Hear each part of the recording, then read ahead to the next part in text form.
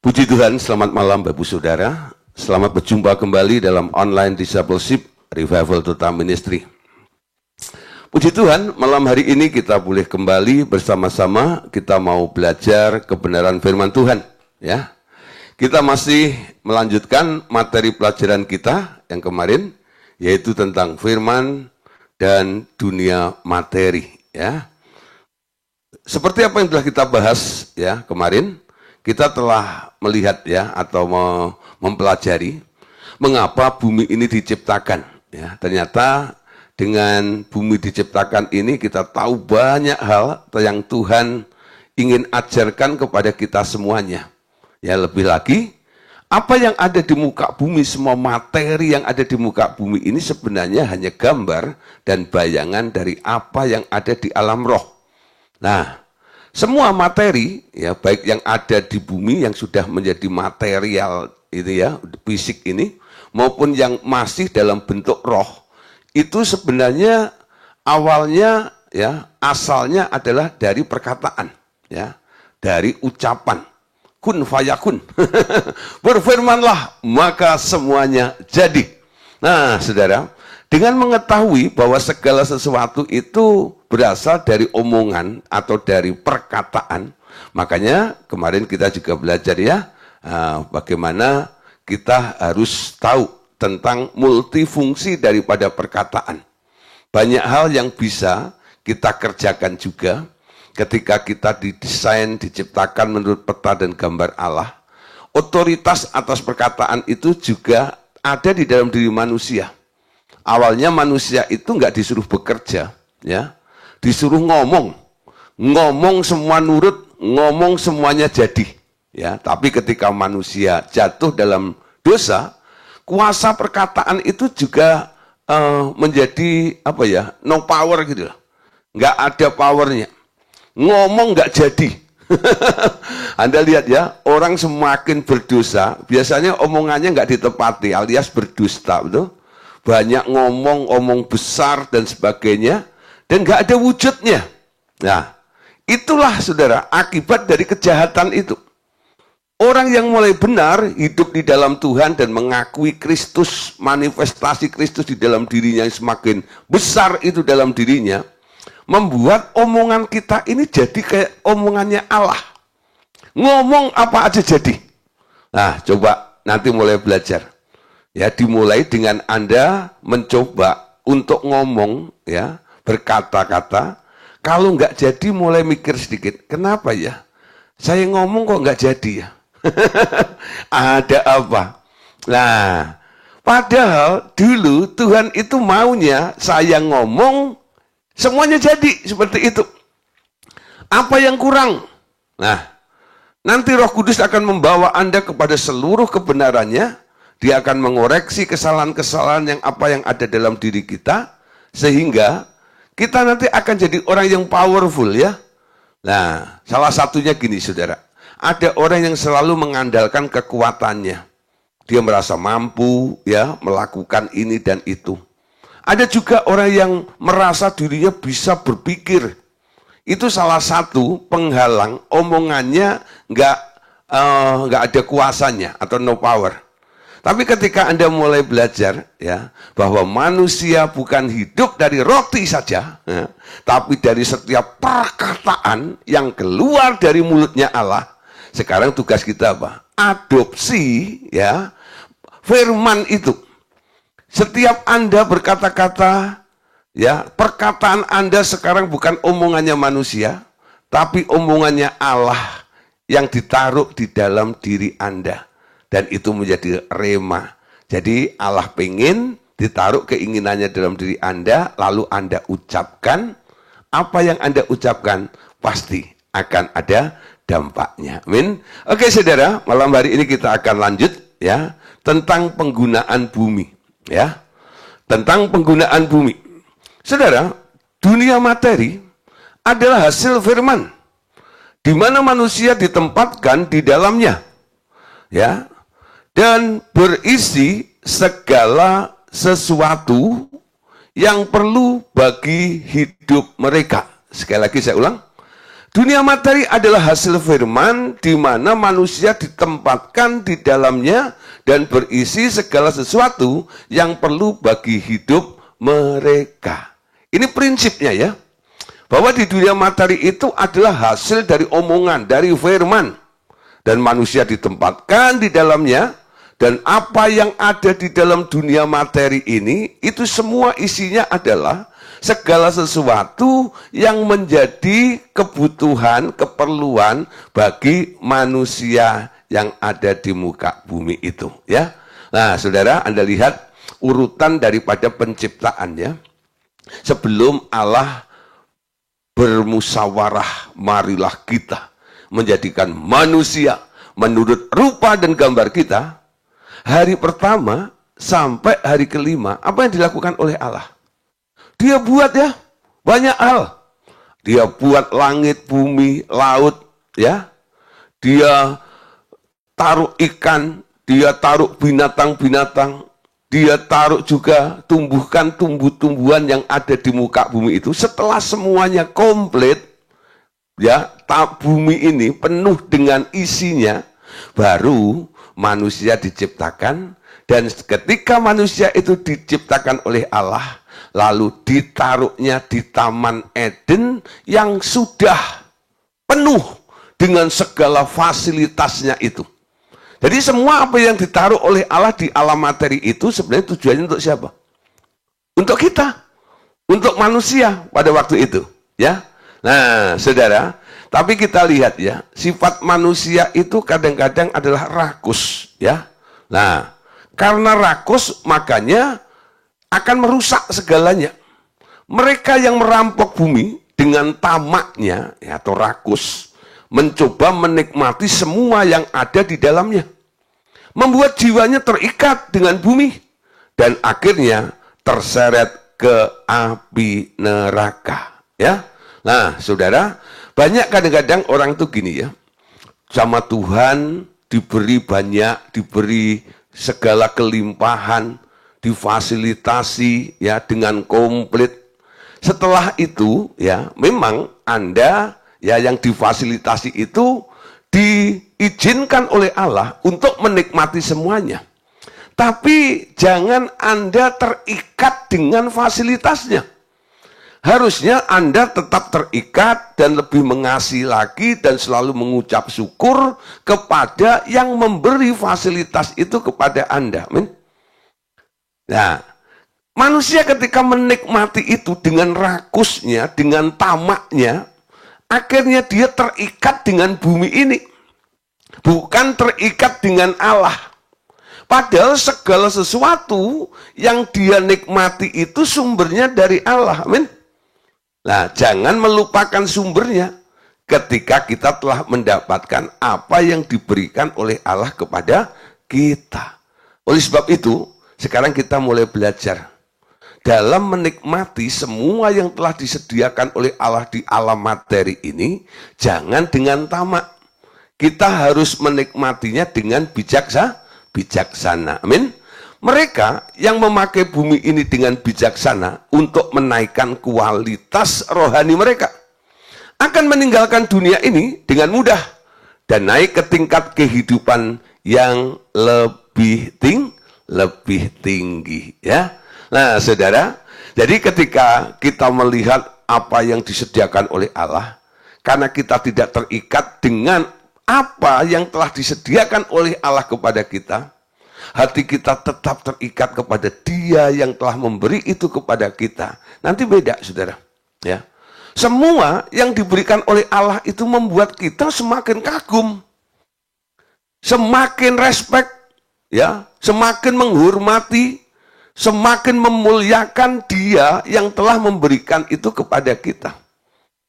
Itu hanya fasilitas aja, supaya kita mengenal lebih besar, lebih hebat, lebih dahsyat Tuhan itu di dalam kehidupan kita.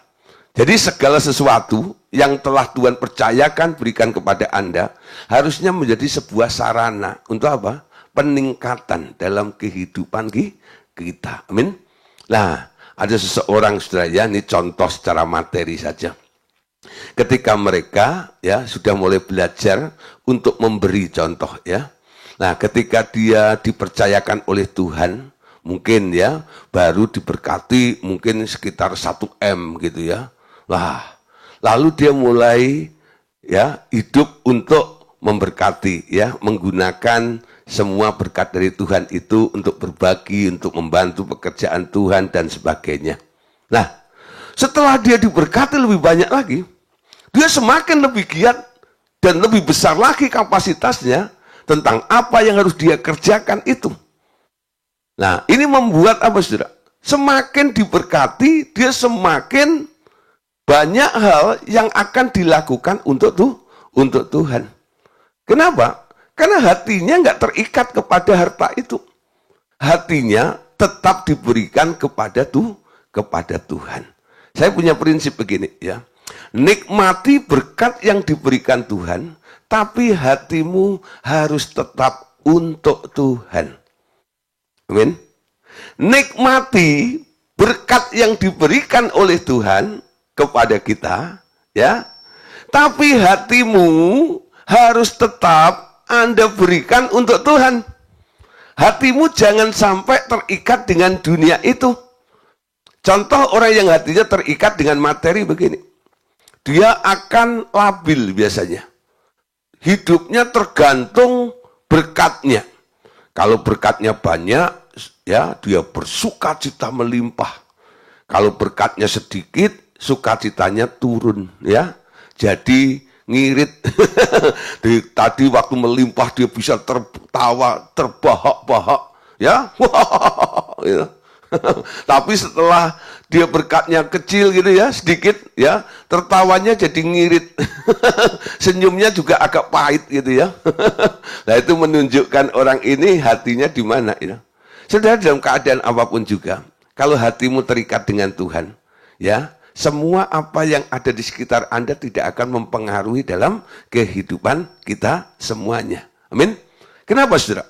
Karena di dunia ini, semua materi yang ada di dunia ini nggak ada yang abadi. Langit, bumi ini akan lenyap.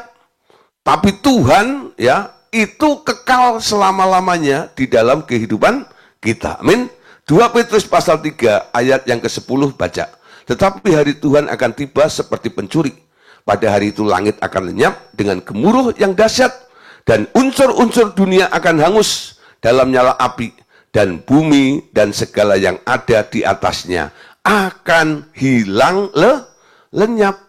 Nah, kalau hatimu Anda taruh kepada semua hal-hal yang sifatnya materi yang ada di muka bumi ini, firman Tuhan berkata, ketika hari Tuhan itu tiba seperti pencuri, pada hari itu langit akan lenyap dan gemuruh yang dahsyat dan unsur-unsur dunia akan hangus dalam nyala api, dan bumi dan segala yang ada di atasnya akan hilang lenyap. Gak ada yang abadi. Betul? Nah, makanya prinsip tadi itu yang saya pegang dalam hidup saya ini. Nikmati selama Tuhan mengizinkan Anda untuk menerima berkat itu. Tapi hatimu jangan Anda taruh di berkatnya itu. Hatimu tetap kepada Tuhan. Sehingga kondisimu tidak akan terpengaruh oleh kondisi daripada materi tersebut. Karena materi-materi itu nantinya akan lenyap. Amin. Nah, saudara, kita harus belajar ya. Kita berpegang, kita punya dasar, segala sesuatu harus ada nilai kekalnya. Saya pernah dinasihati sama Pak Andreas gini, ya, Gideon, ya, dalam kehidupan kita ini, ya, jangan lupa segala sesuatu harus kamu kaitkan dengan firman. Saya bingung waktu pertama kali beliau ngomong begitu kepada saya, walaupun saya ini sudah hamba Tuhan. Saya sudah pendeta, waktu gabung dengan RTM ini saya sudah pendeta. Ya. Nah, jadi ketika Pak Andes ngomong begitu tuh, ini otak teologi saya ini nggak bisa nangkep maksudnya. Ya. Apa sih maksudnya? kaitkan hidupmu selalu dengan firman.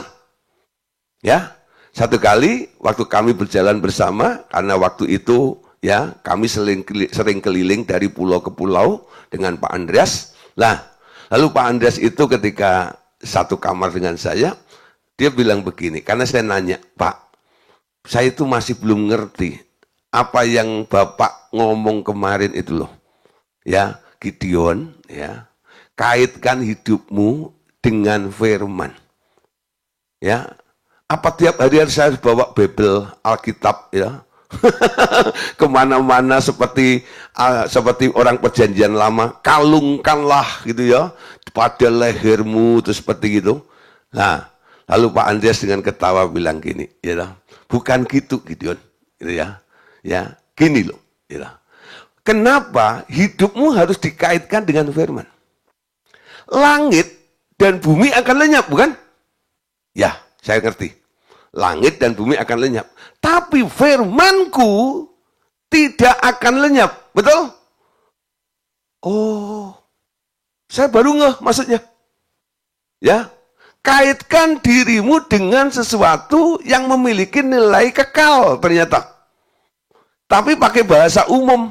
Pak Andreas itu bilang, kaitkan dirimu dengan firman. Ya, nah, bukan tiap hari kita ngomong berdasarkan ayat ini, ayat itu, dan sebagainya. Bukan. Ya, tapi kaitkan dirimu itu dengan firman. Ya, apa yang menjadi dasar dalam kehidupanmu itu, pastikan memiliki kualitas, yaitu kekal. Ya, kalau enggak, kamu akan kecewa. Ketika kamu menaruh harap kepada harta di dunia ini, kamu bisa kecewa. Ketika kamu menaruh harap kepada anakmu, anakmu bisa berubah. Ketika kamu menaruh harap kepada orang tuamu bisa berubah, betul? Ketika kamu menaruh harap kepada bosmu, bosmu kondisinya juga bisa berubah. Tapi ada yang nggak pernah berubah. Dulu, sekarang, sampai selamanya. Amin. Tuhan Yesus tidak pernah berubah, amin. Kuasanya, kasihnya kepada kita. Dulu, sekarang, sampai selama-lamanya. Tetap sama. Kalau kita kaitkan hidup kita dengan yang kekal, saudara, kita akan tetap kuat di dalam Dia. Amin. Makanya di dalam materi ini dikatakan begini. Mereka yang hidup karena firman akan dilatih untuk mengalir bersama rohku. Dan juga di dalam kuasaku. Bumi tetap menjadi milikku, dan akan kupakai untuk membentuk orang-orangku menjadi seperti aku, dan mewakili aku mengatur bumi. Itu tujuan pendidikan manusia di bumi. Jadi ada tujuannya. Allah itu sedang membuat sebuah program di dalam manusia ini. Ya, Tuhan taruh kita supaya kita ada di muka bumi ini. Bumi ini tempat pelatihan, ya, untuk membentuk orang-orang supaya menjadi seperti Dia. Kalau sudah menjadi seperti Dia, nanti akan dijadikan wakilnya Allah di muka bumi ini untuk mengatur bumi ini. Ya, nanti saudara, kalau Anda bisa bertumbuh sampai bertumbuh seperti Allah, ya, bumi dan segala isinya itu bukan lagi tergantung dengan Allah. Ketika Anda ditunjuk oleh Allah untuk menjadi wakilnya Allah di muka bumi ini, nanti segala sesuatu Anda yang memutuskannya. Sekarang kita mulai dari kelompok bumi yang paling kecil, ya. Apa itu kelompok bumi paling kecil? Keluarga, betul? Keluarga. Dari keluarga ini, siapa yang menentukan keluarga Anda? Mau baik, mau benar, ya, mau bahagia atau tidak? Siapa yang menentukan? Ya, sebenarnya bukan tanggung jawab Tuhan. Ketika orang menikah, betul, diberkati oleh Tuhan, Tuhan mengizinkan, Tuhan memberkati, diberi otoritas. Suami sebagai kepala, istri sebagai anggota tubuhnya, betul? Anak-anak sebagai anggota tubuhnya. Di sini, saudara, ada otoritas, ada kuasa. Yang menentukan siapa? Yang punya keluarga itu. Ya, Yang menentukan dia. Harusnya, bukan Tuhan lagi sebenarnya. Nah, kita nangkep ya. Oleh karena itu kita harus bertumbuh. Orang yang telah diberi kepercayaan terus mengembalikan semua keadaannya kepada Tuhan. Ini sepertinya dia nggak nyadar bahwa dia telah diberi otoritas oleh Tuhan ini. Ya, kita sedang dididik oleh Tuhan untuk diubah menjadi serupa dengan Dia, lalu diberi otoritas. Dimulai dari keluarga. Nanti Tuhan akan bawa Anda ya untuk skop yang lebih besar itu. Yuk saudara, masuk dalam pendidikan Allah di muka bumi ini. Amin. Nah, mereka yang terpilih harus rela kehilangan segala sesuatu. Hingga mudah bergerak dan mengalir bersamaku. Dididik untuk memerintah bersamaku di dunia yang akan datang. Benar, bumi yang sekarang ini tak lain hanya sebagai simulator untuk melatih umatku sebelum memasuki langit baru dan bumi baru, ya.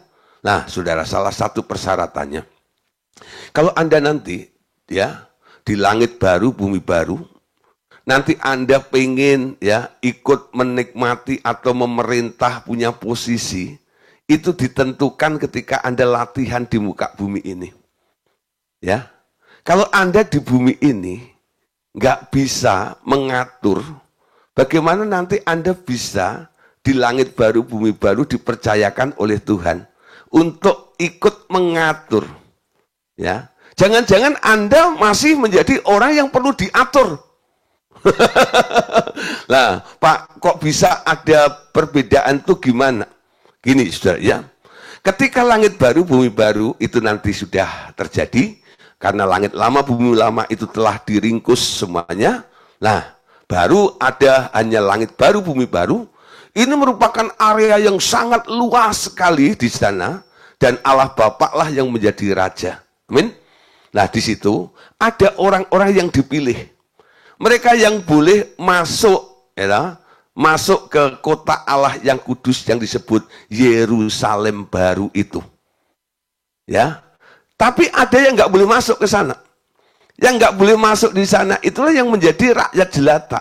Ya. Masih mereka telah ada di langit baru, bumi baru, lolos seleksi dari langit lama, bumi lama, ya. Tapi mereka di sana tidak punya posisi juga. Padahal saudara, memerintah di bumi ini kita tahu ya, di Indonesia ini ya kita kan sedang menghadapi pemilu ya, pilpres ini. Nah, menjadi presiden di Indonesia ini ada jangka waktunya, hanya 5 tahun, saudara. Di langit baru, bumi baru, itu sifatnya kekal. Sifatnya kekal, ya. Nah, untuk mendapatkan posisi itu ditentukannya mulai kapan? Atas dasar apa? Pertumbuhan Anda. Yang nggak mau bertumbuh, walaupun lolos ke langit baru, bumi baru, mereka tidak akan pernah mendapatkan posisi itu. Di sini ini tempat simulator. Tempat latihan, amin. Tempat latihan. Saya punya teman, ya, anaknya ini pengen jadi pilot ceritanya, ya. Nah, jadi papahnya ini sampai geleng-geleng karena dari keluarganya ini keluarga bisnis ya, bisnismen gitu. Dia waktu anaknya pengen jadi pilot ini dia bingung gitu ya. Dia buka usaha, punya perusahaan gini, udah mau diwariskan gini-gini. Ini nggak mau nerusin perusahaan papahnya, salah satu dari perusahaan papahnya. Ya, dia bilang, mau pengen jadi pilot. Ya, nah, emang kamu bisa, kamu ngerti dan sebagainya. Ternyata dia suka main di rumah temennya. Di rumah temennya itu punya alat, saudara, yang disebut simulator kayak pilot, jadi latihan pilot gitu. Ya, nah, yang punya ini nggak pengen jadi pilot. Temennya ini yang pengen jadi pilot tiap hari datang ke rumah temennya itu ngapain? Pinjem alat temennya itu, ya. Tuh dia latihan, tuh dari pesawat itu bagaimana dan sebagainya, ya. Karena anak itu ngotot terus pengen jadi pilot, akhirnya papahnya, ya udah kalau gitu, kamu sekolah ke Filipina, ya. Sekolah di Filipina, pulang jadi pilot Garuda. Waktu menikah ya, waktu menikah diberkati sama GPCC, ada Jabi Rahmat, ada Siti Mehode di situ ya. Lalu saya juga datang ke situ. Lalu dia panggil, dia bilang gini, ada satu teman sahabat saya yang paling istimewa, ya. Yang dipanggil siapa? Itu temannya yang punya alat simulator itu. Saya bisa jadi sampai hari ini karena dia. Dia punya alat simulator. Nah, tadi ketika Tuhan bilang, ya, bahwa bumi ini adalah ya, simulator, ya, alat simulator untuk latihan. Anak teman saya ini sekarang jadi pilot Garuda. Sebelumnya dia banyak latihan, ya, latihan dengan alat yang sebenarnya bukan pesawat, ya. Dia baru benar-benar, ya, itu bawa pesawat itu setelah resmi jadi pilot, ya, waktu sekolah itu. Tapi sebelumnya dia latihan sudah dari apa itu layar apa monitor di depannya itu gitu ya. Nah, dia pakai alat seperti itu. Nah, bayangkan saudara, ngerti ya maksud saya? Kita di bumi itu seperti itu, ya. Pesawat sesungguhnya belum Anda naikin, belum Anda bawa. Tapi Anda seolah-olah saudara, ya. Bagaimana membawa ini seolah-olah Anda sedang benar-benar membawa pesawat itu. Itu namanya alat simulator itu. Bayangkan sekarang, untuk kehidupan kekal nanti, itu ditentukan. Ya, ketika Anda dididik, dilatih oleh Tuhan di bumi ini, apakah Anda benar-benar menggunakan fasilitas yang disebut alat simulator ini untuk persiapan Anda, untuk masa depan Anda di kehidupan yang akan datang. Amin. Nah, mulai belajar, saudara. Ya, nanti semua ada sertifikatnya. Dalam firman Tuhan juga katakan, ya, barang siapa menang akan kuberikan batu putih, gitu ya, di mana di dalamnya akan tertulis namanya. Yang tahu hanya orang yang menerimanya dan Tuhan sendiri yang memberikannya itu. Nah, itu sertifikatnya. Anda mau jadi apa? Ya, nanti di kehidupan kekal itu tergantung apa yang Anda latih setiap hari dalam kehidupan Anda selama Anda ada di muka bumi ini. Amin. Nah, jadi bumi itu digunakan apa? Sebagai sarana. Ya, alat simulator. Amin. Ibrani 2 ayat 5. Sebab bukan kepada malaikat telah ia taklukkan dunia yang akan datang, yang kita bicarakan ini. Nah, ngerti ya? Jadi dunia yang akan datang itu bukan ya disediakan untuk para malaikat, bukan. Jadi ketika Alkitab menulis tentang adanya dunia yang akan datang itu, ini merupakan masa depan daripada orang-orang yang percaya, yang telah ditebus oleh Tuhan. Matius 12 ayat 32. Apabila seseorang mengucapkan sesuatu menentang anak manusia, ia akan diampuni. Tetapi jika ia menentang Roh Kudus, ia tidak akan diampuni di dunia ini, tidak. Dan di dunia yang akan datang pun tidak. Anda lihat ya, saya tidak bicara tentang pengampunannya, tapi ada dua kondisi di sini ya. Ia tidak akan diampuni di dunia, ya, di dunia ini yang kita tempati sebagai simulator ini, dan di dunia yang akan datang. Amin. Ya. Nah, penggunaan bumi itu harus kita perhatikan baik-baik. Anda gunakan apa sekarang? Bumi ini Anda gunakan untuk apa? Untuk sebuah pelatihan. Amin. Saya sedang melatih diri. Paulus bilang apa? Aku melatih diriku. Ya. Melatih diriku. Latihan. Betul? Untuk sebuah tujuan. Ya. Latihan untuk sebuah tujuan. Semua yang ada di muka bumi ini loh. Ini adalah hanya latihan belaka. Amin. Dari apa yang terjadi, yang sedang Anda lakukan, nanti Tuhan itu akan memberikan nilainya kepada Anda. Nilainya apa? Mungkin Tuhan bilang, setia. Ya, dia bilang, benar. Ya, wah, luar biasa. Bisa, saudara. Tergantung. Ya, nanti nilai yang diberikan itu sama Tuhan ditulis di batu putih itu. Disitulah yang disebut namamu. Kalau Anda setia, di batu putih itu akan ditulis si setia. Ya, saudara, gelar itu selalu diberikan oleh Tuhan. Tuh. Ingat, ketika Tuhan Yesus dia ada di muka bumi, betul? Nah, di tempat simulator ini, dia berhasil, saudara. Melakukan semuanya, dinilai sama Bapaknya, bukan? Ketika dia mati, dia bangkit, dia taat 100% kepada Bapaknya, Bapaknya akhirnya memberi nilai kepada si anak itu. Karena kamu taat, nak, maka aku beri nama di atas segala nama. Setiap lutut bertelut dan setiap lidah mengaku Yesus adalah Tuhan. Diangkat, saudara. Ya. Padahal ketika dia di muka bumi, dia bilang apa? Dia menjadi hamba, betul? Hamba yang setia. Diangkat oleh Bapak, sekarang boleh menjadi tuan. Dari seorang hamba yang setia itu. Dalam Wahyu 19, ya, nanti Tuhan Yesus ketika turun ke bumi untuk memerangi antikris dan Abaddon itu disebut, ya, ada yang menunggang kuda putih namanya setia. Ya, namanya setia. Kenapa? Karena Yesus latihan. Di bumi ini dia tunjukkan, nih loh kesetiaanku. Sehingga dia punya julukan namanya setia. Kira-kira Bapak Saudara nanti kalau ketemu dengan Tuhan di kehidupan yang kekal itu, batu putihmu tulisannya apa? Ketika saya ngomong seperti ini ya, di kelas onsite gitu, wah ada yang bilang, Pak, saya mau Pak, no, jadi yang si setia. Nah, saya cuma senyum aja, ya, si setia, boleh. Tapi ya sebelum Allah menilai, paling tidak saya juga menilai lah, ya.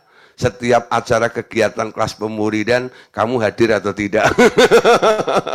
Kalau datangnya bolong-bolong, mana bisa disebut setia, amin? Nah, jangan bilang, Pak, yang penting kan setia di dalam roh, gitu, secara fisik kan enggak. Kan Paulus juga bilang, aku hadir secara fisik, juga hadir di dalam roh, gitu ya. Pak, secara tidur pun, kadang-kadang dengan pemuridan Bapak, sampai besok, Pak, baru saya matiin videonya, gitu ya. Nah, ada yang cerita begitu loh. Dan ceritanya dengan bangga pula. Saya sampai geleng-geleng gitu ya. Pak, gitu. Saya kalau dengerin gitu, pelajaran Bapak itu di YouTube kalau macam gini. Gitu, itu bisa membuat saya tidur sampai besok pagi loh Pak. Aduh, saya bilang gini ya.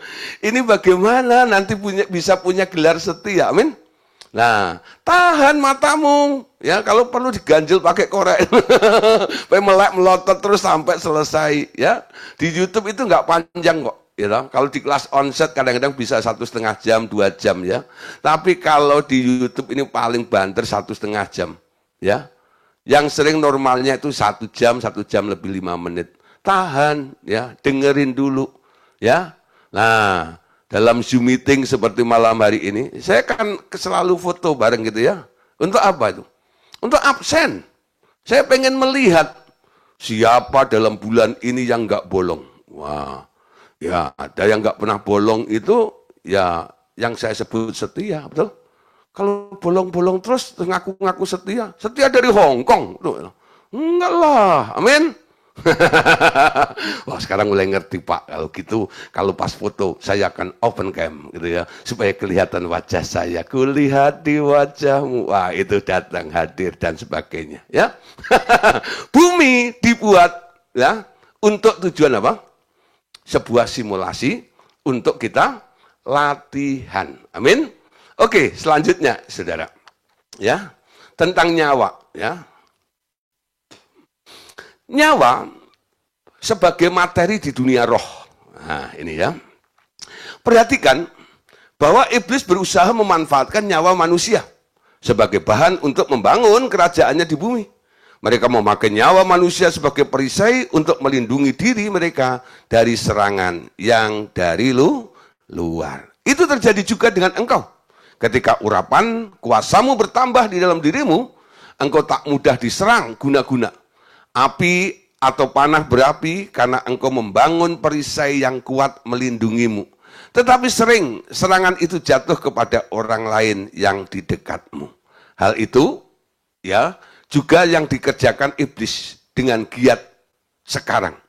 Ia membunuh banyak manusia tanpa belas kasihan untuk memperoleh nyawa manusia banyak-banyak agar kekuatannya bertambah dan berusaha memperpanjang usia kerajaannya di bumi. Jadi dapat disimpulkan gini saudara, ya, bahwa nyawa manusia adalah komoditas yang sedang diperjualbelikan di dunia roh, ya. Nah, jadi nyawa manusia itu adalah barang komoditas yang sedang diperjualbelikan di alam roh. Nah, si iblis mencoba ini untuk menghancurkan ya perisai nyawa-nyawa ini dari manusia itu dirusak, ya. Nah, sekarang kita lihat tadi dikatakan ya bahwa urapan Allah itu kadang-kadang juga membuat kita ini jadi kayak punya benteng ya, punya perisai. Ya. Ini yang dialami oleh Pak Andreas ya.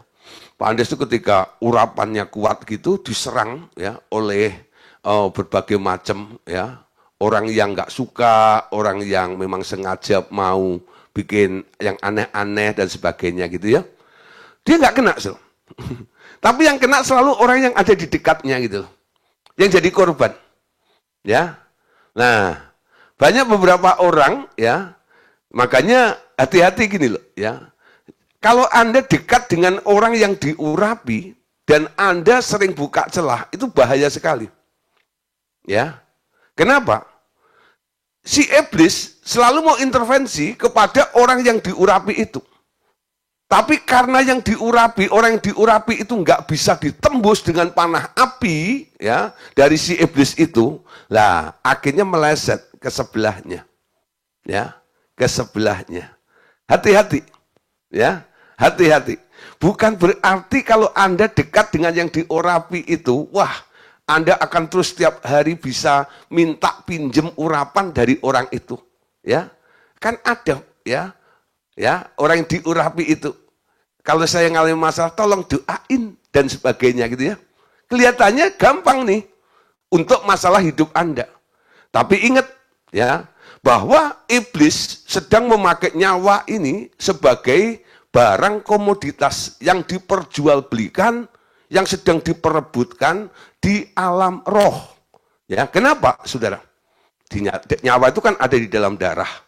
Ada di dalam nyarah. Nyawa itu adalah life, betul? Life itu adanya di dalam Tuhan. Kalau orang jauh dari Tuhan, akhirnya dia nggak punya asupan. Akhirnya mati pelan-pelan. Makanya untuk nyambung hidupnya, iblis itu mengejar nyawa manusia. Ya, mengejar nyawa manusia. Semakin banyak manusia yang diciak, yang dimakan oleh si iblis ini, lah iblis semakin semakin punya cadangan untuk hidupnya lagi ini. Dia sedar, karena dia nggak dapat lagi dari Allah, dia coba dari yang lainnya. Ya, nah saudara, kita perhatikan lagi di sini ya. Kita sebut perisai itu sebagai urapan, sebenarnya tak lain dari kekuatan mental, tenaga dalam, kekuatan laten manusia yang dibangkitkan melalui usaha, dan kekuatan daging sehingga bercampur dengan urapan Roh Kudus.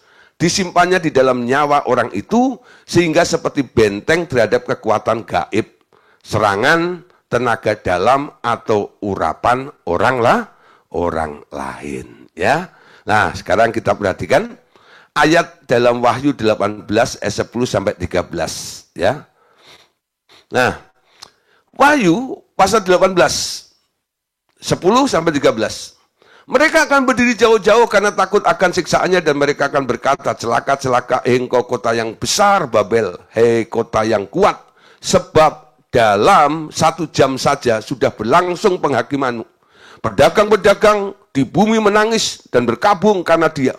Sebab tidak ada orang lagi yang membeli barang-barang mereka, yaitu barang-barang dagangan dari emas dan perak, permata dan mutiara, dari lenan halus dan kain ungu, dari sutra dan kain kirwisi, berbagai jenis barang dari kayu yang harum, berbagai jenis barang dari gading, berbagai jenis barang dari kayu yang mahal, dari perunggu, besi dan pualam, kulit manis dan rempah-rempah, wangi-wangian, mur dan dupa, anggur, minyak tepung, halus dan gandum, lembu sapi, domba, kuda dan kereta, budak dan bahkan, perhatikan, nyawa manusia.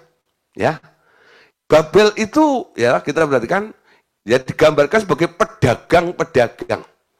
Tadi dikatakan bahwa nyawa sebagai komoditas, ya, barang yang sedang diperdagangkan di alam roh. Nyawa siapa? Nyawa manusia, ya, nyawa manusia ini. Nah, saudara, ada satu contoh begini, ya, dalam 1 Tawarikh pasal 11 ayat 18 sampai 19. Ada orang yang sangat menghargai pengorbanan orang karena dia tahu bahwa itu semua ada karena ada nyawa yang membayarnya, ya. Berarti kan dalam 1 Tawarikh 11 ayat 18 sampai 19. Lalu ketika orang itu menerobos perkemahan orang Filistin, mereka menimba air dari perigi Bethlehem yang ada di dekat pintu gerbang, mengangkatnya dan membawanya kepada Daud. Tetapi Daud tidak mau meminumnya, melainkan mempersembahkannya sebagai korban curahan kepada Tuhan, katanya, jauhlah daripadaku ya Allah. Untuk berbuat demikian, patutkah aku meminum darah taruhan nyawa orang-orang ini? Sebab dengan mempertaruhkan nyawanya mereka membawanya dan tidak mau ia meminumnya. Itulah yang dilakukan ketiga pahlawan itu. Ketika Daud dalam pengejaran, dia merasa haus, kekurangan air, ya. Lalu ada, saudara, dari tentaranya itu menerobos, saudara, perkemahan orang Filistin. Di situ ada sumur Bethlehem namanya. Dia ambil air di situ itu, ya. Untuk mengambil air itu, ya, kalau sampai ketangkep, ya, sampai dia dipanah, dia mati, enggak ya? Walaupun akhirnya, ya, dia dapat membawa air itu kepada Daud. Wah, saudara, ketika Daud diberi oleh orang itu air ini, dia nggak mau minum, saudara.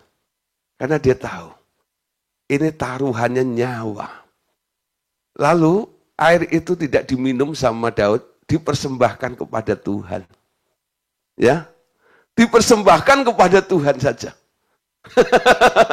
Saudara, banyak orang Kristen tidak menghargai hidup yang diberikan oleh Tuhan. Tuh. Hidup yang diberikan oleh Tuhan dalam hidupmu itu adalah nyawa sebenarnya. Harusnya ketika Anda tidak ketemu dengan Tuhan, Anda itu adalah mati statusnya. Amin. Tapi karena Yesus, Anda sekarang punya nyawa baru, yaitu hidup Yesus di dalam hidup Anda. Hidup yang diberikan oleh Yesus itu sekarang Anda gunakan untuk apa? Dan banyak orang kadang-kadang tidak menghargai kesempatan, betul? Kalau Anda bisa hidup hari ini karena Tuhan, betul? Orang yang mengerti tentang penebusan, betul? Diberi kesempatan untuk hidup, dia akan berkata begini, kalau ku hidup bagimu, hatiku tetap menyembahmu, dunia tak bisa menjauhkanku dari kasihmu, kokku. Ya. Selama ku hidup bagimu, mataku tetap memandangmu, dunia tak bisa menjauhkanku dari kasihmu. Amin. Ini orang yang ngerti tentang arti nilai sebuah nyawa. Amin. Ya, arti sebuah nyawa itu. Ingat, iblis sengaja mencoba untuk mencari siapa yang bisa, ya, direbut, dan itu menjadi satu perdagangan, betul nggak ya? Nah, di alam roh, ya, nyawa menjadi satu barang yang sedang diperebutkan oleh si iblis, saudara. Iblis tahu pentingnya nyawa. Karena dia nggak punya asupan dari Bapak. Dia nggak punya nyawa itu. Ya, makanya dia coba untuk mengambil nyawa manusia. Kita yang sudah punya nyawa, hidupnya Yesus dalam hidup kita. Tapi kadang-kadang kita tidak menghargai nyawa baru yang diberikan oleh Yesus dalam hidup kita ini. Saya harap malam hari ini kita boleh menyadari kita ada sebagaimana kita ada hari ini. Itu karena Tuhan. Amin. Yesaya 53 ayat 11 sampai 12 ya. Ini cerita tentang Tuhan Yesus, Saudara. Sesudah kesusahan jiwanya, ia akan melihat terang dan menjadi puas. Dan hambaku itu sebagai orang yang benar akan membenarkan banyak orang oleh hikmatnya dan kejahatan mereka dia pikul.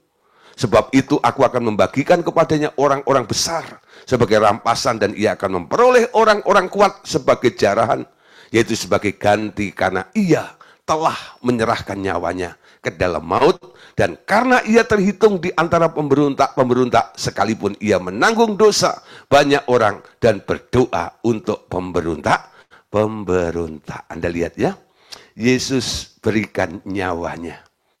Kalau hari ini Yesus boleh menerima banyak nyawa, banyak jiwa-jiwa yang diselamatkan menjadi pengikut Kristus. Karena dia mau bayar. Jangan sia-siakan, saudara, nyawa itu. Kalau Anda harus bayar dengan nyawamu, itu sebuah perintah kehendak Tuhan, ya nggak apa-apa. Tapi kalau Anda harus mati konyol, kehilangan nyawa, karena cinta di dunia ini, nah ini sesuatu yang tidak harus terjadi dalam kehidupan kita semuanya. Amin.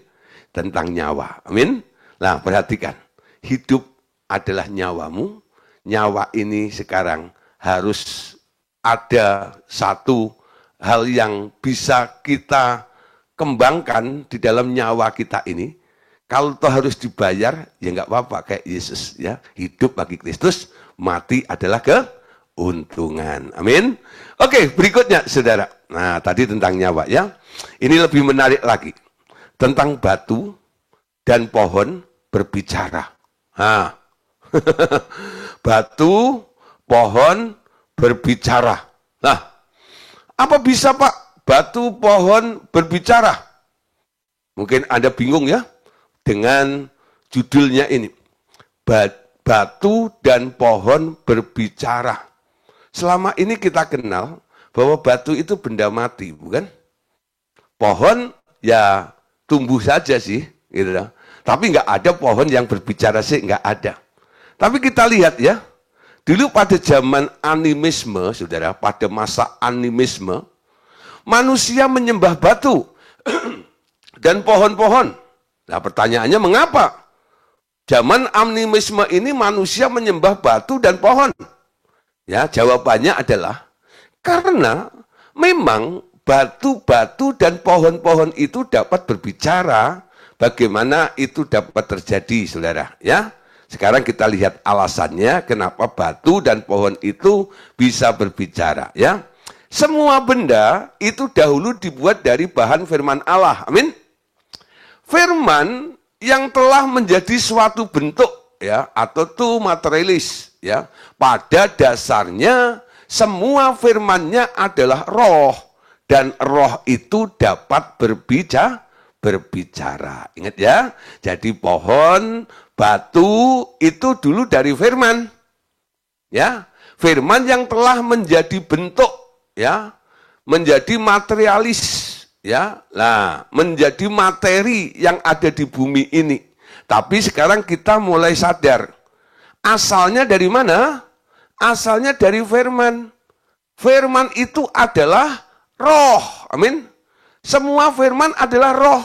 Dan roh itu dapat berbicara.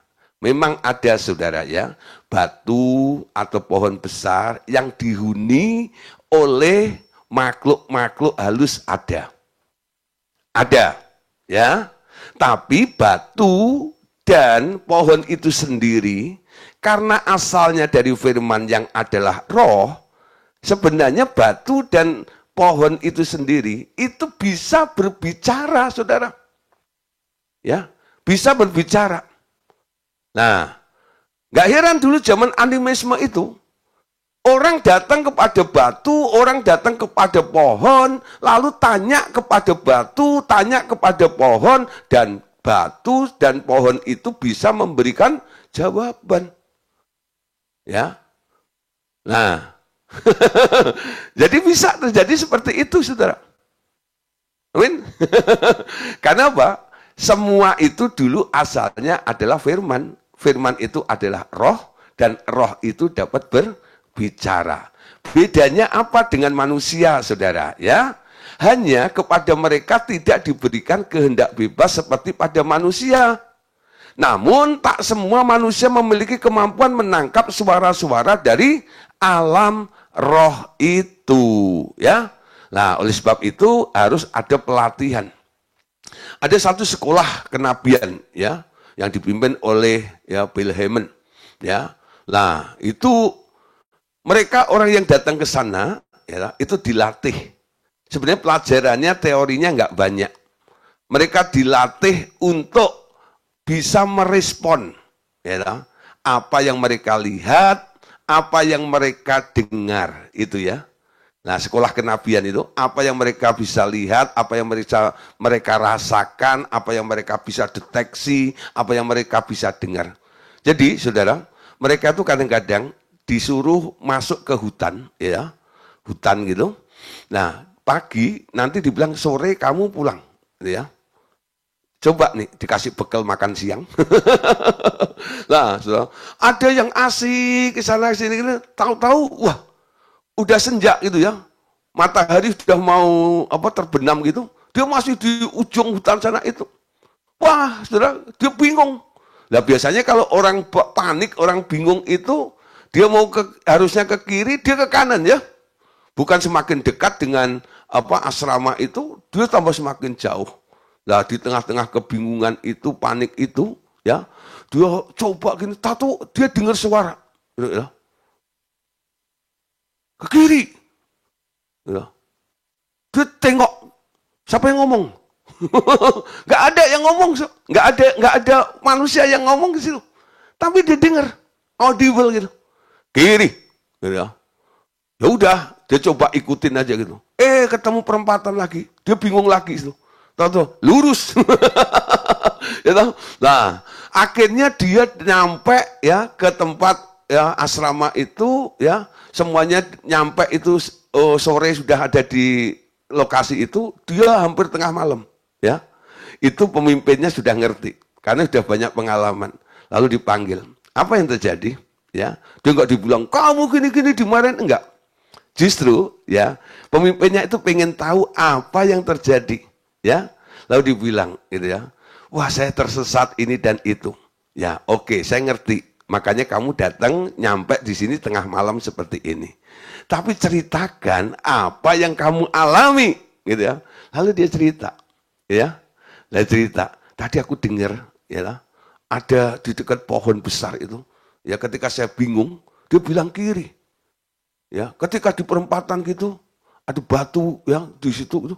Kok sepertinya dibilang lurus gitu ya. Padahal nggak ada orang, tapi ada suara. Nah, itu pemimpinnya begini. Ya, coba ini ya. Sekarang coba kamu mulai diarahkan kepada hal rohani.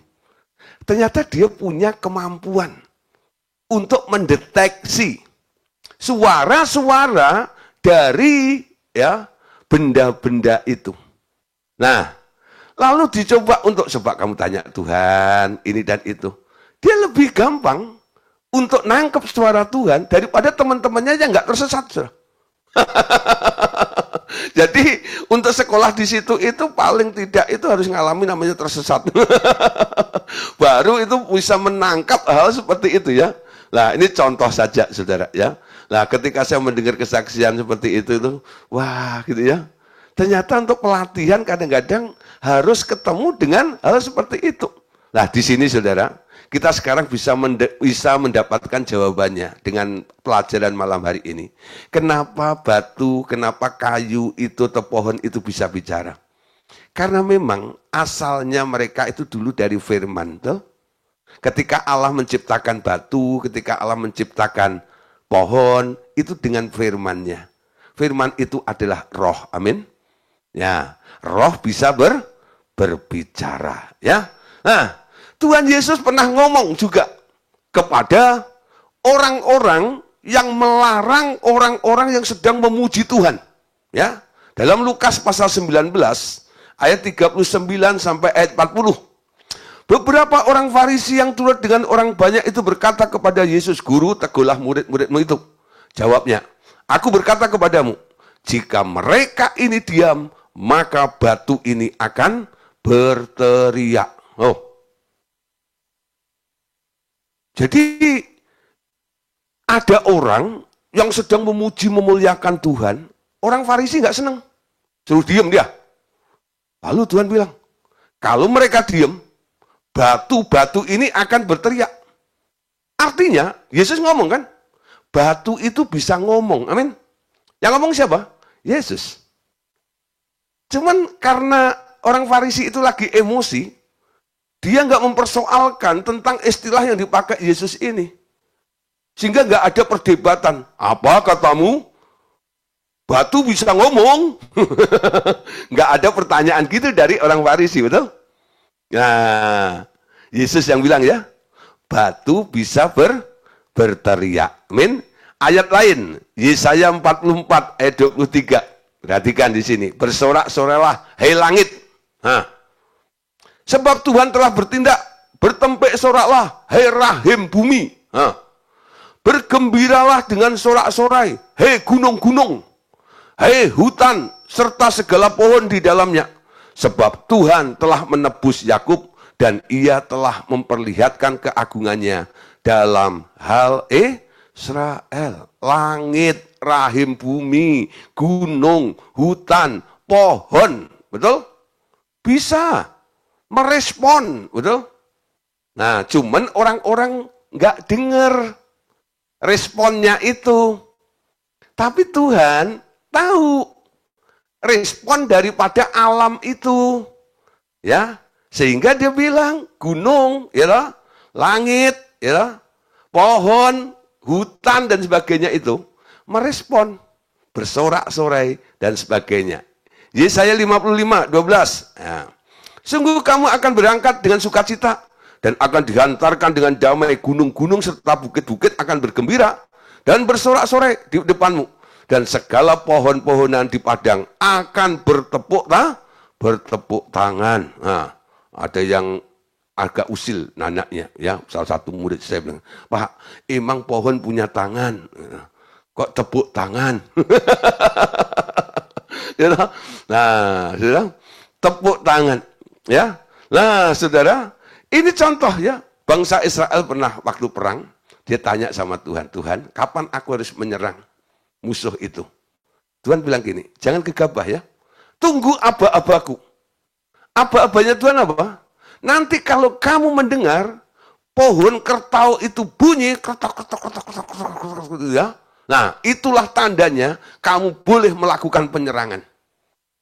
Nah, bagaimana pohon itu bisa bunyi? Ya mungkin bersentuhan satu dengan yang lain ya. Itu yang disebut pohon, daun-daunnya bertepuk tangan itu tadi. Ya, memberikan apa? Instruksi. Ya, itu suara juga, bukan? Nah, kalau manusia bersuara bagaimana? Pakai mulutnya, amin. "Halo, siapakah itu?" Nah, itu baru nih. Kalau bungkem, ada suaranya. Tapi kalau udah ngomong itu, ya, apalagi Bu Sisil, wah,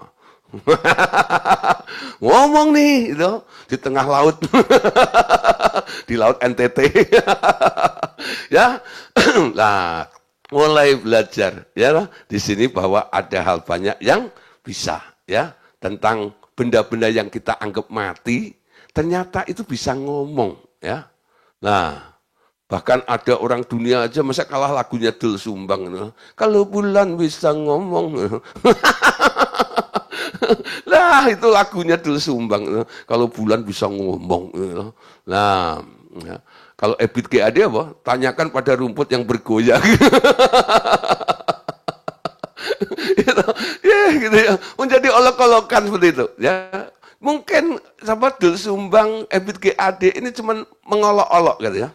Tapi firman yang kita ya bahas pada malam hari ini bukan mengolok-olok. Ini faktanya, ini kebenarannya.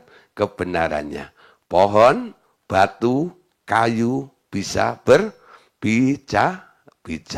Amin.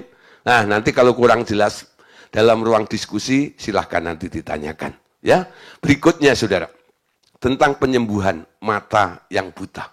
Ya, Tuhan Yesus pernah menyembuhkan orang buta ya. Nah, pertanyaannya begini. Ini penjelasan daripada Allah Bapa ya, tentang bagaimana Yesus menyembuhkan orang buta. Bapak berkata, aku ingin engkau perhatikan bagaimana anakku menyembuhkan mata seorang yang buta.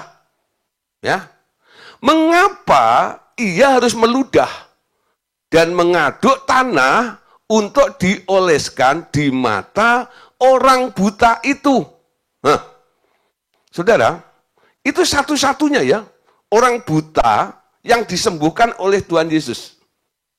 Salah satunya, maksud saya bukan satu-satunya, salah satunya. Banyak orang buta yang disembuhkan Tuhan Yesus. Tapi ada satu orang buta, cara menyembuhkannya Tuhan Yesus pada waktu itu, dia harus meludah dan mengaduk tanah, lalu dioleskan pada mata orang buta itu, betul? Nah, coba saudara, kenapa Yesus lakukan seperti itu? Jawabannya adalah, perhatikan di sini, ya. Karena tak ada biji mata di sana. Ia membuat mata dan bahan dasar awal yakni tanah untuk dimasukkan ke dalam rongga mata orang itu. Ketika orang itu menggerakkan imannya menuju kolam Siloam yang artinya diutus, bola itu mulai berfungsi dengan lengkap. Ya, baca ayatnya, Yohanes 9 ayat 6 sampai 7. Setelah ia mengatakan semuanya itu, ia meludah ke tanah dan membuat lumpur dengan ludah itu, lalu mengoleskannya pada mata orang buta tadi. Dan berkata kepadanya, pergilah, basuhlah dirimu dalam kolam Siloam.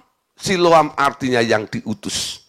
Orang itu pun pergi, membasuh dirinya, lalu kembali, dan dapat melihat lagi. Ya, nah, dia tidak hanya berfirman,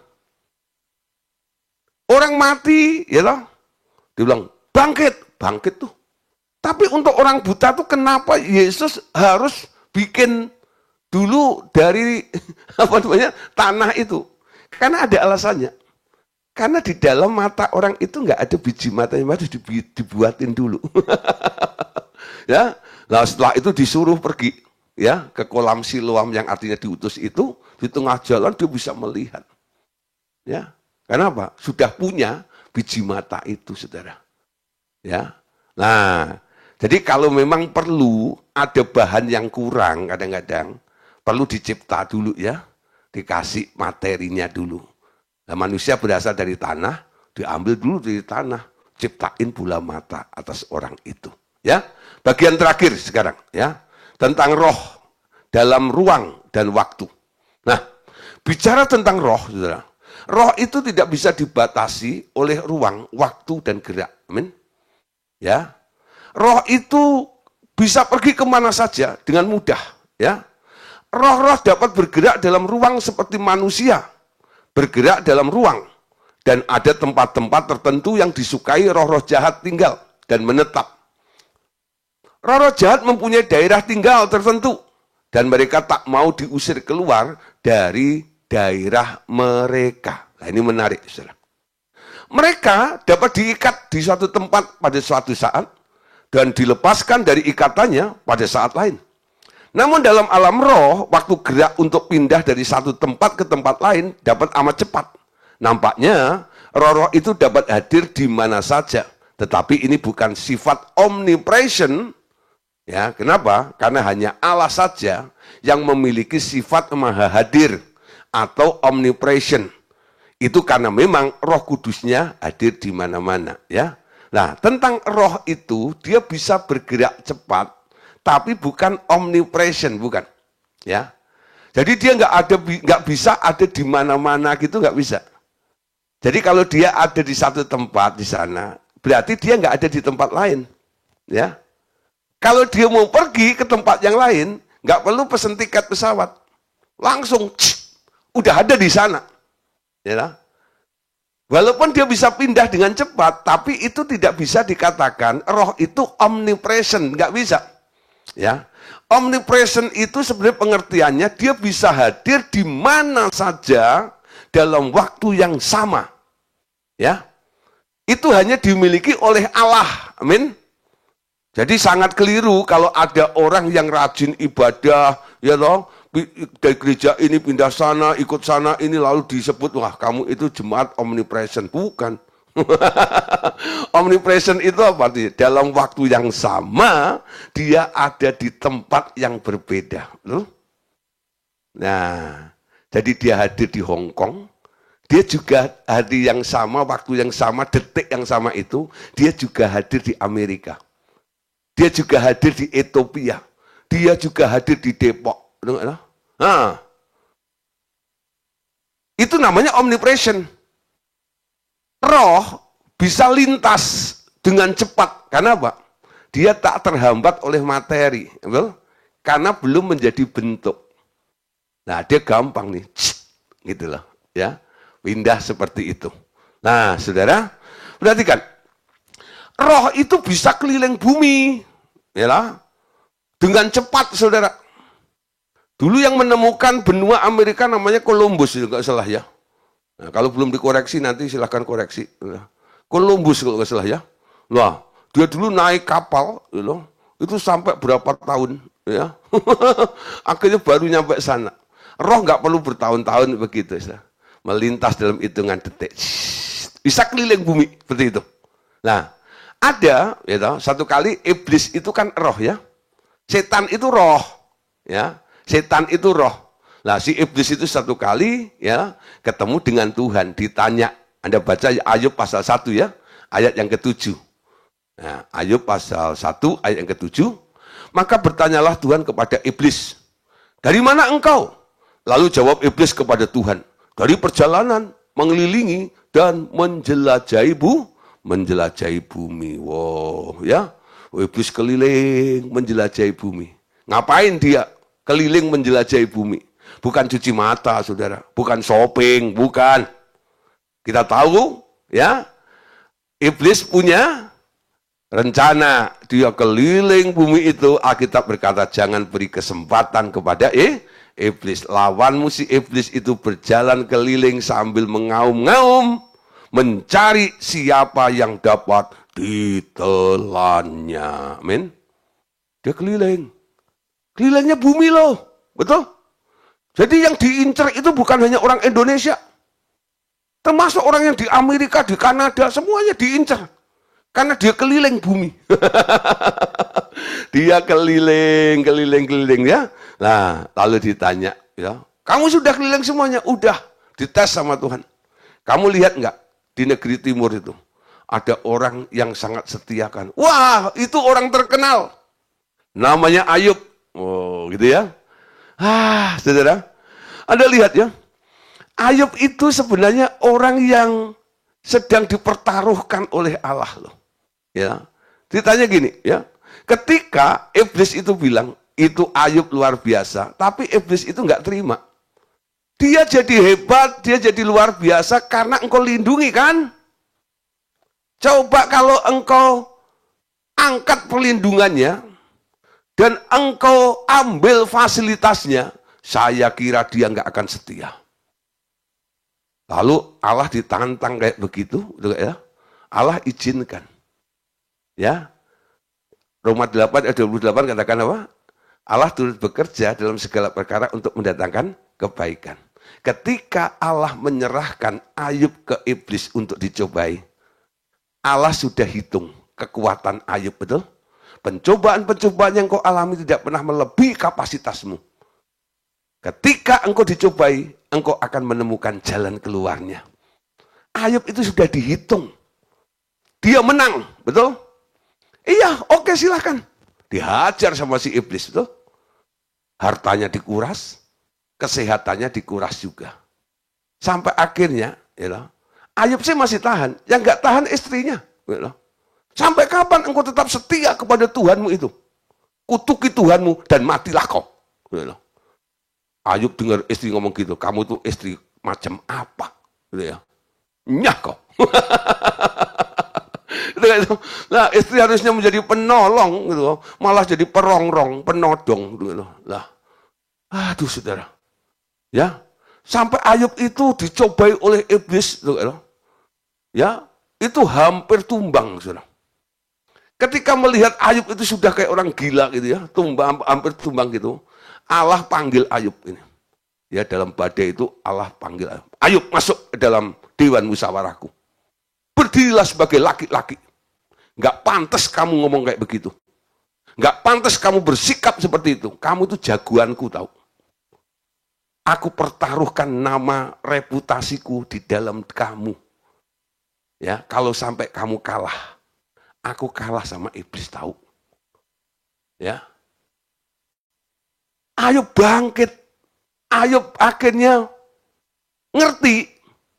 Lalu pasal 42 dikatakan apa? Dulu kata orang aku kenal Tuhan. Tapi sekarang aku tahu penebusku itu hidup. Di sini Ayub akhirnya menang, saudara. Dipulihkan oleh Tuhan kembali. Saudara, hati-hati ya. Iblis itu bisa keliling karena dia roh.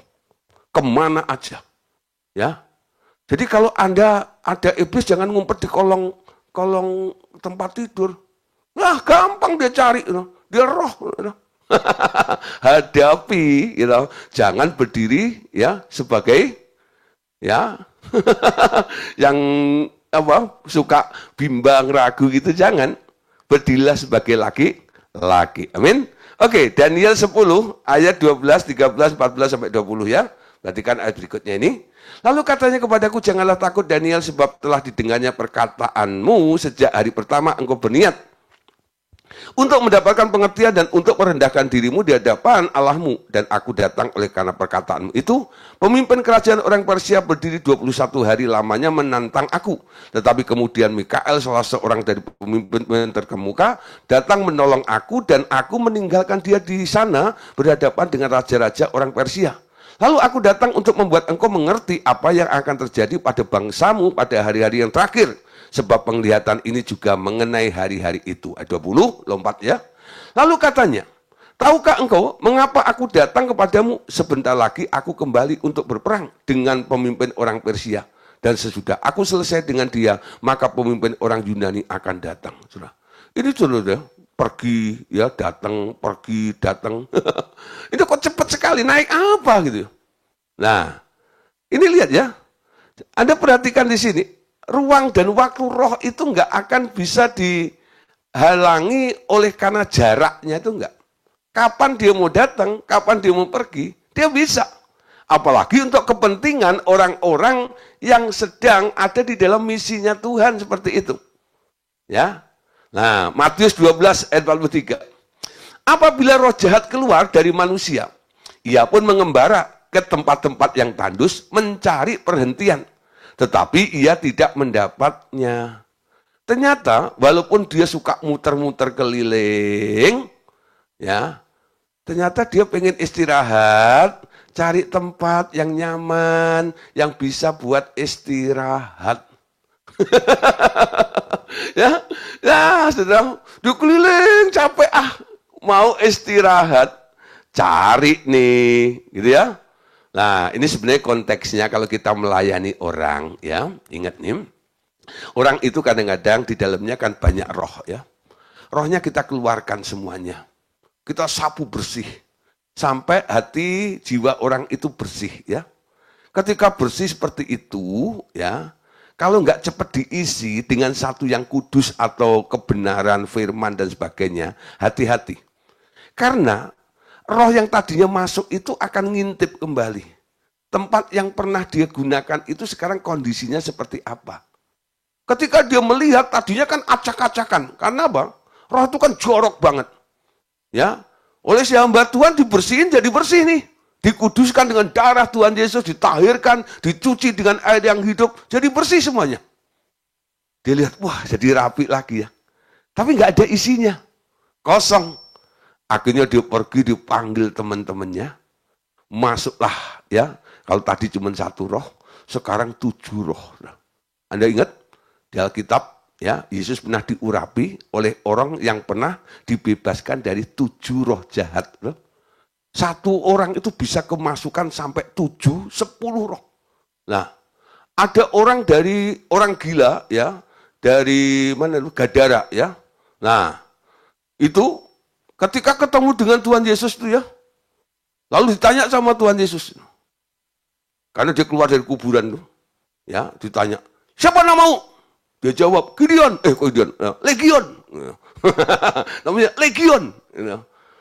Apa itu Legion? Legion itu dari kata legion. Legion itu pasukan tentara Romawi. Ya, itu ribuan, Saudara. Ketika dia keluar, waktu diusir oleh Tuhan Yesus keluar, dia memohon, "Kasih tempat dong," gitu ya. Kasih tempat dong, gitu. Lalu Tuhan Yesus mengizinkan ya, "Silahkan keluar. Tuh tempatmu, ada babi." Gitu. Itu ada 3.000 babi. Ya, bayangin saudara. Berarti di dalam satu orang itu, kalau mungkin nih, 1 babi 1 roh lah. Berarti 3.000 dong. Kalau 1 babi dimasukin 7 roh, kaliin 7 aja kali 3.000. Itu 1, saudara. You know? 1 orang bisa kemasukan ribuan roh seperti itu. Jadi kadang-kadang kalau kita melayani pelepasan, saya sering bilang ya, orang yang dilayani pelepasan ini, kadang-kadang dalam melayani pelepasan ini kita seperti orang yang sedang mengupas bawang, ya, kulit bawang itu loh, lapis demi lapis itu, tengking, sapu bersih gitu ya, lapis demi lapis gitu. "Pak, kenapa nggak langsung babat habis saja?" Bisa sih dilakukan. Tapi kadang-kadang perubahan yang sontak mendadak itu membuat jiwa atau tubuh orang itu kadang-kadang mereka nggak siap gitu loh, ya, nggak siap. Makanya kadang-kadang harus Tuhan itu membukakannya atau melepaskannya secara bertahap seperti itu. Bukan Tuhan nggak berkuasa, tapi kesiapan kemampuan Anda itulah yang membuat alasan kenapa ketika dilayani pelepasan harus pelan-pelan, lapis demi lapis, ya. Ini bukan triknya hamba Tuhan, you know. Memang ada dulu ya, saya pernah mendengar ya, ada hamba Tuhan teman saya ya. Wah, sudah saya peringatkan juga. Karena apa? Dia itu mikir gini, pokoknya kalau setiap pelayanan kan dapat amplop katanya itu. Kalau langsung saya tengking semuanya gitu ya, nanti besok nggak kita layani lagi kan nggak dapat amplop lagi. Nah itu beda lagi. Itu yang salah hamba Tuhannya, betul? Bukan rencana Tuhannya. Itu beda. Nggak boleh. Kalau Tuhan bisa mengizinkan harus Anda tengking tuntas hari itu, ya tuntaskan aja. Walaupun hanya sekali dilayani. Amin. Ingat ya, kalau kita melayani itu anugerah. Kamu mendapatkan dengan cuma-cuma, berikan juga dengan cuma-cuma. Amin. Dalam pelayanan. Amin. Jangan sampai ditarget seperti itu. Ya, bisa terjadi itu liciknya yang melayani, atau memang kondisi orang itu belum siap untuk dituntaskan semuanya, bisa. Ada hal yang mungkin ditunggu oleh Tuhan supaya dia bertobat juga bisa, gitu ya. Jadi masih disisakan seperti itu untuk menggocoh dia, ya. Nah, Saudara, Markus 5 ayat 10, ini ayat tadi ya, yang legion tadi. Ia memohon dengan sangat supaya Yesus jangan mengusir roh itu keluar dari daerah itu. Nah, artinya apa? Dia punya teritorial, wilayah itu. Dan dia minta tempat. Ya, minta tempatnya di mana? Di babi-babi itu loh, Saudara. Ya. Nah, Saudara, berikutnya sekarang. Wahyu 9 ayat 14. Dan berkata kepada malaikat yang ke-6, yang memegang sangkakala itu, lepaskanlah ke-4 malaikat yang terikat dekat sungai besar Efrat itu. Nah, ada 4 malaikat yang masih terikat ya di satu tempat. Nah, tempatnya ditulis dekat sungai besar Efrat itu. Anda tahu? Kalau Anda mendengar kata Efrat, ya, itu salah satu nama dari sungai ya, yang dulu di mana ketika Allah menempatkan Adam di satu taman, namanya Taman Eden. Ya, Taman Eden itu dikelilingi oleh 4 sungai, ya, Tigris, Efrat, Sihon dan Gihon, ya. Nah, 4 sungai itu, Efrat, ya. Nah, dalam akhir zaman nanti ada makhluk juga nih yang keluar, ya, yang besar, gagah perkasa, yang terikat dari, ya, nah di sini dari sungai Efrat itu, ya. Ketika sangkakala itu dibunyikan, bunyinya, perintahnya, lepaskanlah keempat malaikat yang terikat dengan dekat sungai besar Efrat itu. Jadi ada roh-roh yang terikat di satu tempat, saudara. Entah itu ikatannya karena rasa sedih, bisa juga. Rasa sakit, bisa juga. Rasa benci juga bisa. Ya, sehingga dia tidak mau keluar dari tempat itu. Terikat, amin. Nah, bentuk ikatannya macam-macam. Sedih itu merupakan tali yang mengikat juga. Ya. Nah, marah, kecewa, itu juga merupakan ikatan juga, bisa. Yang mengikat, ya, untuk melampiaskannya, dia nggak mau keluar dari sini. Sebelum membalaskan orang yang membunuh saya dulu itu. Wah, jadi ada unsur balas dendam ada di situ gitu ya. Nah, ada penderitaan. Mungkin karena dia kecelakaan, ya. Lalu tubuhnya itu apa? Penyet, penyet itu apa namanya? Penyet kayak tempe aja. Penyet, tempe penyet namanya. Apa Pak Among? Penyet itu namanya apa ya? Sampai gepeng gitu. Ya. Nah, itu ya, di pohon itu nempel gitu mayatnya di situ.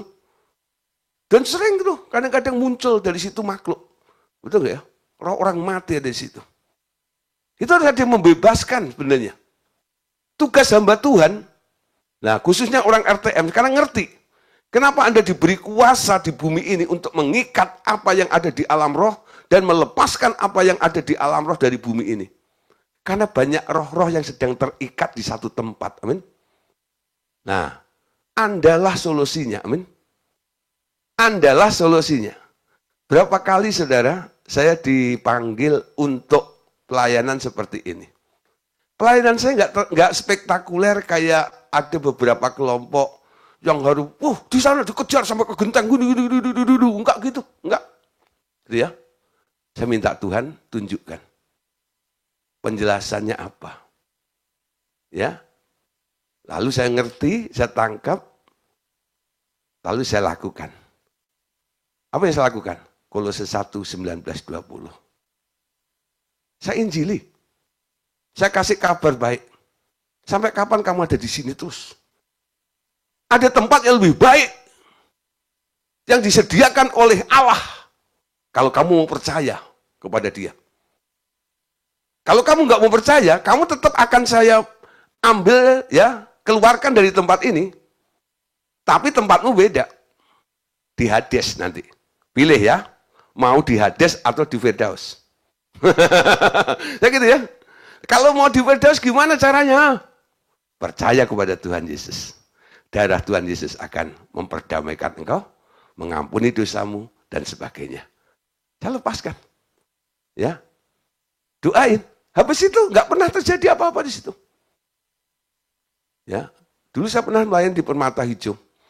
Itu rumahnya bos, ya. Enggak sebut nanti identitasnya, nanti tahu. Ketika kami panggil sana, ya, terus itu penghuni di situ, ya, yang di rumah situ itu, nyonya rumahnya bilang gini, Pak, kadang-kadang saya merinding. Itu pintu di belakang itu tebelnya luar biasa dari besi loh, Pak. Saya dorong aja kadang-kadang itu berat, ya. Itu saya tutup, Pak. Nggak ada angin, nggak ada, buka sendiri, Pak. Anak saya kadang-kadang ketakutan. Bisa buka, bisa tutup sendiri, Pak. Jeglek-jeglek gitu. Bingung. Kalau angin nggak mungkin. Kalau badai mungkin bisa. Angin kecil nggak mungkin, Pak. Bisa main pintu itu. Bilang gitu ya. Itu sering, Pak. Dalam macam gitu. Lalu saya berdoa. Lalu ketika saya berdoa, Tuhan kasih penglihatan. Ada seorang perempuan, ya, rambutnya panjang. Nah, seliweran di situ. Main pintu. Makhluk roh itu ya. Lalu saya bilang, ada yang mainin pintu itu. Ya. Tapi nggak saya sebutin gitu ya kepada orang itu, nanti dia takut malahan. Ya, banyak orang kadang-kadang gini loh, kita kurang hikmat ya. Kita lihat, lalu kita sampaikan ke orang itu, kita pulang dia ketakutan. Betul nggak? Padahal sudah diusir, betul nggak ya? Nah, dia halusinasi, gitu ya. Berhalusinasi, betul nggak? Takut sendiri. Makanya Anda harus punya hikmat kalau pelayanan. Kalau orang yang Anda layani belum siap untuk menerima kenyataan gitu, nggak usah disebutin. Saya lihat ada perempuan tuh, rambutnya panjang itu, main pintu itu. Saya bilang, ya ada yang mainin gitu.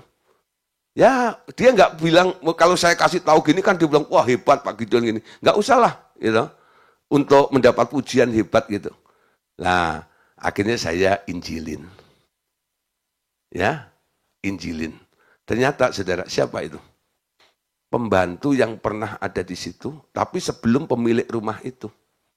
Hati-hati kalau beli rumah second. Kita nggak pernah tahu apa yang pernah terjadi sebelumnya kadang-kadang. Hati-hati kalau beli rumah murah. Pasti something wrong tuh, gitu. Pasti ada apa-apa nih. Banyak nih orang karismatik gitu, karena dia merasa jago tengking gitu ya. Malah dia nyari, mana ada rumah yang berhantu, gua beli ya setengah harga, ya, kalau perlu seperempat harga, gitu. Kan nggak ada yang beli, gua beli aja. Nah, ingat ketamaan, kerakusan, ya itu incaran si iblis, betul? Nah, hati-hati nih, ya, nah itu cari keuntungan namanya, ya. Tapi kalau Tuhan memberkati Anda, ya. Ada orang, Pak saya nggak tahan tinggal di sini, udahlah Bapak ini rumah buat Bapak itu. Nah, Anda nggak pengen, itu nggak? Ya udah, terima dengan iman, amin. Beda lagi tuh, amin. Ingat ya. Nah, jangan pengalaman seseorang dapat rumah hantu, lalu semua cari rumah hantu, itu beda lagi. Itu maumu, ya. Anda terjerumus nanti ke sana. Ingat ya, harus murni hatinya, amin. Ada roh-roh yang terikat, amin. Wah, dengan cerita seperti ini mulai nih, nanti saya mau telepon Pak Gideon nih, ya. Kayaknya benar Pak, di belakang rumah saya, dekat kandang sapi itu Pak, sering Pak, ada gini, tolong Pak, gitu. Ya, apa jawaban saya? Usir sendiri. Kan sudah diajar. Ngapain narik-narik saya? Nanti kalau Anda sudah nggak bisa, hikmatnya kurang, oke saya bantu. Amin. Tapi kalau Anda belum melakukan sendiri, ini adalah kesempatan untuk Anda praktek. Amin. Kalau Anda belum bisa, masih gagal, nanti saya bantu. Ya, ingat ya. Jadi ini pasti tanya, Ibu udah ngapain? Belum ngapa-ngapain. Ya sudah, Ibu lakukan dulu. Itu jawaban saya. Paling Ibu marah sama saya. Hamba Tuhan kok kayak begitu. Tangkap ya. Tujuannya apa? Supaya Anda lebih pinter. Amin. Oke, saudara. Ya, 2 ayat lagi. Matius 18. Nah, ini dia. Aku berkata kepadamu sesungguhnya apa yang kamu ikat di dunia ini akan terikat di sorga. Dan apa yang kamu lepaskan di dunia ini akan terlepas di surga. Ya. Ayat 17-nya sebenarnya bilang apa Tuhan? Aku telah memberikan apa? Kunci. Ya. Dan kuncinya bukan satu. Tapi kunci-kunci kerajaan surga. Kunci-kunci di alam roh. Nah, kuncinya sudah diberikan kepada Anda. Kunci apa ini? Kunci apa ini? Kunci apa ini? Kunci apa ini? Karena kuncinya banyak yang Anda pegang, kadang-kadang Anda bingung ya, ini kunci yang mana ya? Betul nggak ya? Saya pernah dipinjemin villa sama murid saya di Puncak. Ya, saya ajak teman, beberapa orang, ya kita berangkat ada 4 mobil. Villanya gede, kuncinya segebyok gitu saudara. Itu untuk buka pagar, saya harus coba sampai 10 kali.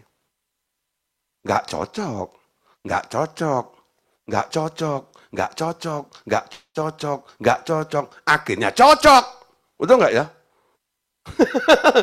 Bukan berarti kalau Anda gagal pertama kali melayani, bukan berarti Anda nggak bisa. Anda bisa, cuman kuncinya salah. Betul nggak? Kunci itu apa sih? Kunci itu bicara tentang ngeh. Apa itu ngeh? Apa itu ngeh? Itu bahasa roh loh. Sampai Anda tak ngerti gitu loh. Pengertian itu disebut kunci. Anda ngerti. Kalau ini pakai kunci ini, kalau ini pakai kunci ini, kalau ini pakai kunci ini, betul? Kalau orang datang ke sekretariat gampang tuh. Kuncinya cuma 2, betul? Nggak butuh seminggu tuh. Satu nggak cocok, satunya pasti cocok gitu. Betul nggak itu? Lo bikin acara sekretariat, pinjam kunci Pak. Ya nih, nggak kasih kunci gitu. Nggak ada yang nelpon saya, bilang gitu loh. Pak, ini bingung gini. Enggak, betul nggak ya? Dan saya percaya pasti bisa buka. Itu enggak itu? Dan itu kunci gembok sama kunci pintu pasti beda. Itu enggak udah tahu enggak ya? Model kuncinya ada tahu. Kenapa? Itu ngerti namanya. Amin. Kunci yang diberikan kepada Anda itu banyak, amin. Anda harus nyoba satu-satu. Ya. Nanti Anda akhirnya mahir. Kenapa? Mahir karena pengalaman dalam pelayanan. Amin. Mau coba enggak? Coba. Makanya kalau dicuekin, disuruh melakukan sendiri, jangan marah sama saya. Ya, saya beri kesempatan Anda untuk belajar. Ya, ayat penutup. Waduh, dengar kata penutup langsung melek. Ya, Yeremia 23 ayat 23 sampai 24. Masakan aku ini hanya Allah yang dari dekat? Demikianlah firman Tuhan dan bukan Allah dari jauh juga. Sekiranya ada seorang menyembunyikan diri dalam tempat persembunyian, masakan aku tidak melihat? Demikianlah firman Tuhan, tidakkah aku memenuhi langit dan bumi? Demikianlah firman Tuhan. Lah yang satu ini, ya, ini beda dengan roh-roh yang lain. Loh? Dia memenuhi langit, bumi, dan segala isinya. Demikianlah Tuhan, tidaklah aku memenuhi langit dan bumi. Ini yang disebut omnipresent itu begitu. Tuhan ada di sana, Tuhan ada di sana, Tuhan ada di sana. Penuh semua, ada Tuhan. Omnipresent itu namanya. Amin. Omnipresent. Kalau roh-roh yang lain tadi nggak omnipresent. Cuman dia bisa melintas dengan cepat. Ya. Beda dengan tubuh Anda. Amin. Nah, saudara, malam hari ini ya kita sampai di sini. Ya, ini selesai. Nah, berikutnya nanti kita akan belajar satu lagi. Ya. Kita akan belajar tentang vision atau penglihatan. Ya, melihat apa yang tidak kelihatan. Bagaimana mendapatkan vision, bagaimana melatih vision, bagaimana menggunakan vision.